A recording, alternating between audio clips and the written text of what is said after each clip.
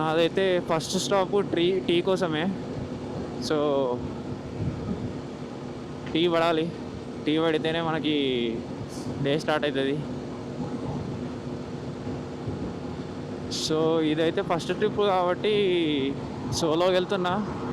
దీని ఎక్స్పీరియన్స్ని బేస్ చేసుకొని దీంట్లో నుంచి నేను నేర్చుకున్న వాటిని యూజ్ చేసుకొని నెక్స్ట్ ఫర్దర్గా ఫ్రెండ్స్తో లాంగ్ ట్రిప్స్ ప్లాన్ చేసుకుంటా బైక్స్ మీద.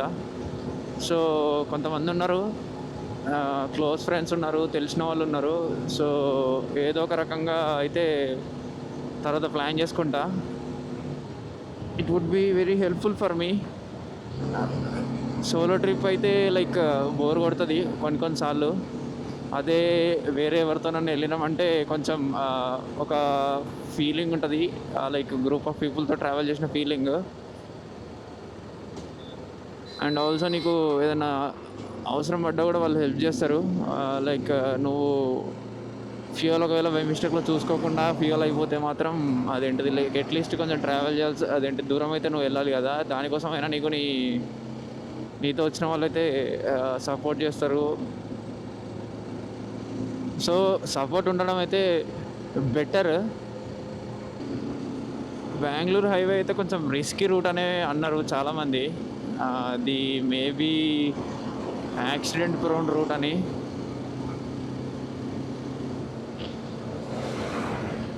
And also like last time నేను వెళ్ళినప్పుడు మాత్రం డైవర్షన్స్ ఉండే రోడ్స్లో. లైక్ ఒక సైడ్ అండర్ కన్స్ట్రక్షన్ ఉండి ఇంకొక సైడ్ దాంట్లో కలిపేయడము లేన్స్ని. సో అట్లాంటి టైంలో మాత్రం ఫుల్ హెవీ ట్రాఫిక్ ఉండేది. ఈవెన్ మేము నైట్ 11 or 12కి ఒకసారి వస్తున్నప్పుడు ఆల్మోస్ట్ ఒక 2 kilometers వరకు రోడ్డు బ్లాకేజ్ ఉండే.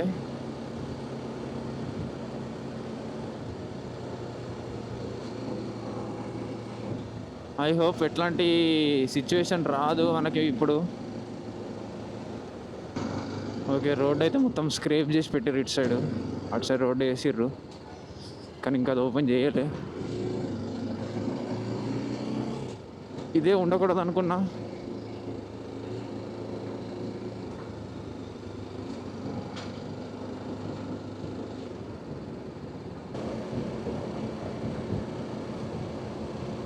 సో ఇక్కడ నుంచి అయితే కొంచెం ఓకే, ఎందుకంటే అక్కడక్కడ లైక్ బోర్డ్స్ ఉంటాయి కాబట్టి మనం ఏ రూట్లో వెళ్తున్నాం మనకు అర్థమవుతుంది. అండ్ ఆల్సో ఇంత డిస్టెన్స్ ఉందని చెప్పి తెలుస్తుంది కదా మనకి. సో దానివల్ల మనము మన గోల్ని రీచ్ అవుతున్నాం ఉన్న కాన్ఫిడెన్స్ పెరుగుతూ ఉంటుంది.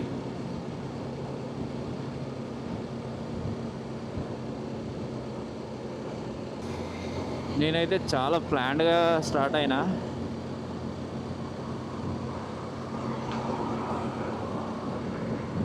Fully planned. 2 power banks carry చేస్తున్నా, ఎందుకంటే నా దగ్గర 2 మొబైల్ డివైజెస్ ఉన్నాయి అండ్ కెమెరా అండ్ మైక్ ఇవన్నీ ఉన్నాయి కదా. సో ఈ అన్నిటికీ లైక్ ఛార్జింగ్ అవ్వాలి కదా. సో ప్రజెంట్ అయితే 2 power banks fully charged carry చేస్తున్నా. అండ్ ఇప్పుడైతే నేను ఇది గూగుల్ మ్యాప్స్ కోసం పెట్టుకున్న మొబైల్ నాది కాదు, నా ఫ్రెండ్ గారి దగ్గరికి వెళ్ళి తీసుకున్నా. ఎందుకంటే ప్రైమరీ డివైస్ని గూగుల్ మ్యాప్స్కి పెట్టాలనుకోలే. సో మా ఫ్రెండ్ దగ్గర సెకండరీ డివైస్ ఒకటి ఉంటే అది తీసుకున్నా, వాడిది పట్టుకొని పోతున్నాం మొబైల్.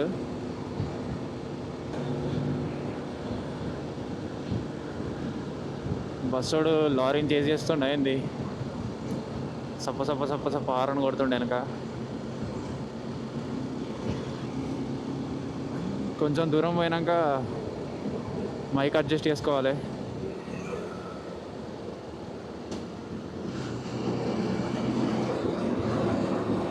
ఇందులో ఏదో ఉన్నాయి, అల్లం వెల్లిగడ్డలు ఉన్నట్టున్నాయి. దాంట్లో లద్దు అని ఒక నేమ్ ఉంది. అది ఫస్ట్ దూరం నుంచి చూసి బూత్ అనుకున్నా నేను.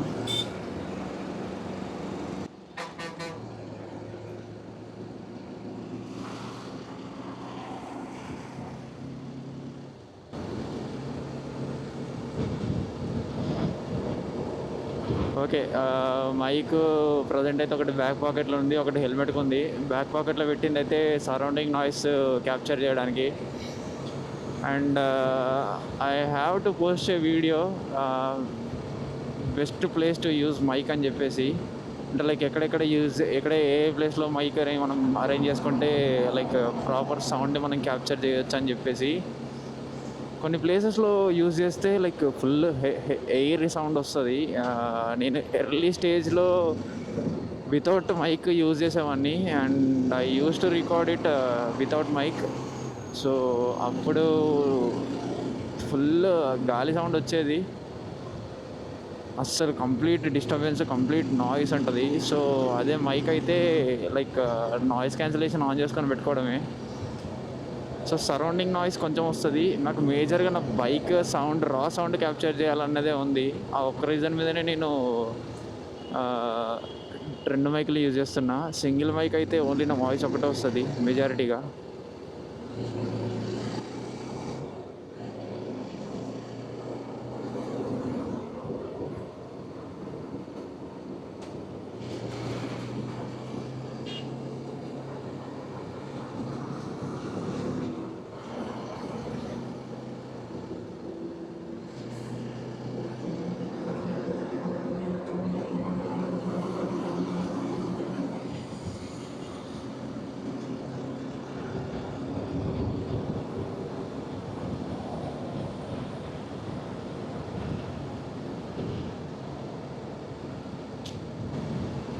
సో ఇంతకుముందు స్టార్ట్ అయ్యే ముందు అయితే బ్యాక్ పాకెట్లోకి వెళ్ళి బయటకు వచ్చింది మైకు.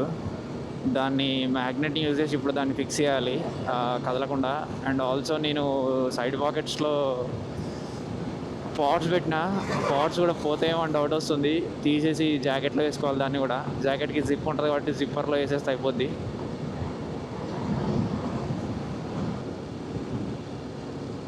నేనైతే ఫ్యూయల్ కొట్టించుకొని టైం రీసెట్ చేసినదైతే 57 మినిట్స్ అవుతుంది. అంటే ఆల్మోస్ట్ 1 అవర్కి నేను 50 కిలోమీటర్స్ కూడా కవర్ చేయలేకపోయినా. దట్స్ బికాజ్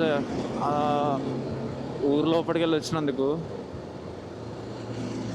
అది ఏం చేయలేము, ఇంకా బ్యాడ్ టైం అనుకోవాలి.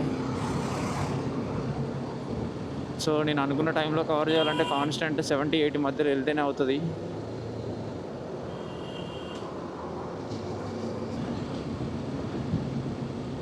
ప్రజెంట్ అయితే మైలేజ్ 40 చూపిస్తుంది. ఇంకా ఇంప్రూవ్ అవుతుంది, 42 వరకు రావాలి. అసలైతే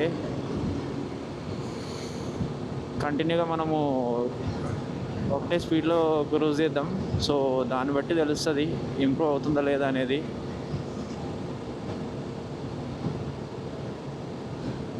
I even like got 50 mileage once. అది ఎలా అంటే లైక్ కాన్స్టెంట్గా 5th గేర్లో 50 స్పీడ్ చాలా దూరం ట్రావెల్ చేసిన. అంటే లైక్ నేను ఎప్పుడైతే స్టార్ట్ చేశానో అక్కడ రికార్డ్ చేయడం స్టార్ట్ చేసి ఆల్మోస్ట్ ఒక 12 కిలోమీటర్స్ అట్లా ట్రావెల్ చేశా. అదైతే 50 చూపించింది మైలేజ్. మరి అది కరెక్టా కాదా నాకైతే తెలియదు.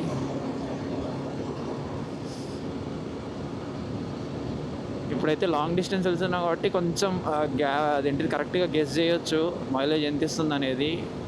ఇప్పుడైతే మళ్ళీ కరెక్ట్ రేంజ్ అయితే ప్రజెంట్ 250 చూపిస్తుంది డిస్టెన్స్. అది ఇంకెక్కువనే ఇస్తుంది అనుకుంటున్నా, చూద్దాం. సో దీని కెపాసిటీ అరౌండ్ 11 లీటర్స్. సో 11 అంటే లైక్ నాకు 40 ఇచ్చినా కూడా 400 అయితే పక్కా ఇవ్వాలి, 400 to 440. సో చూద్దాం ఎంత ఇస్తుందో. రేంజ్ అయితే రీఅడ్జస్ట్ అవ్వాలి బైక్ ఆఫ్ చేసి ఆన్ చేసినప్పుడు.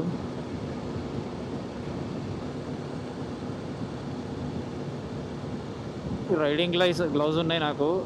రైడింగ్ గ్లౌజ్ ఉన్నాయి కాబట్టి కొంచెం బెటర్గా ఉంది. లేదంటే ఇక్కడున్న చలికి అవుట్ చేతులు గడ్డగట్టిపోతాయి.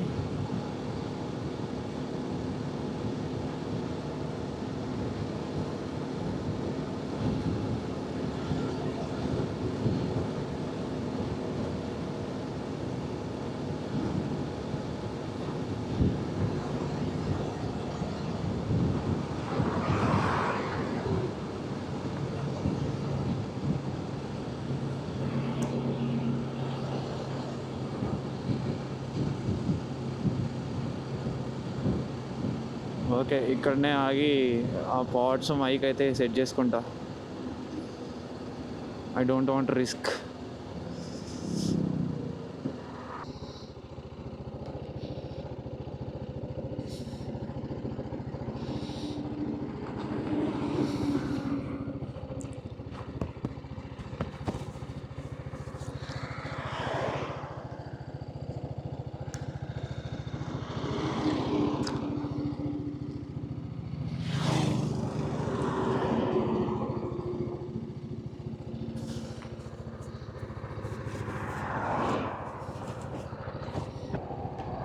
నాకు తెలిసి కాసేపు అయినాక మళ్ళీ కెమెరాలో బ్యాటరీస్ చేంజ్ చేయాలనుకుంటా,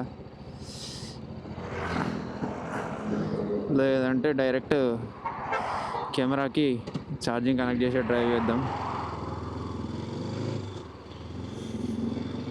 ఆఫ్ అయితే తెలుస్తుంది కదా, అప్పుడు చూద్దాం. అడ్జస్ట్మెంట్ అయితే అయిపోయింది. నాకు తెలిసి ఒక బ్యాటరీ అరౌండ్ 90 to 100 minutes వస్తుంది కావచ్చు. ప్రజెంట్ అయితే 84 minutes రికార్డ్ అయ్యింది. అది కూడా చెక్ చేసుకుందాం.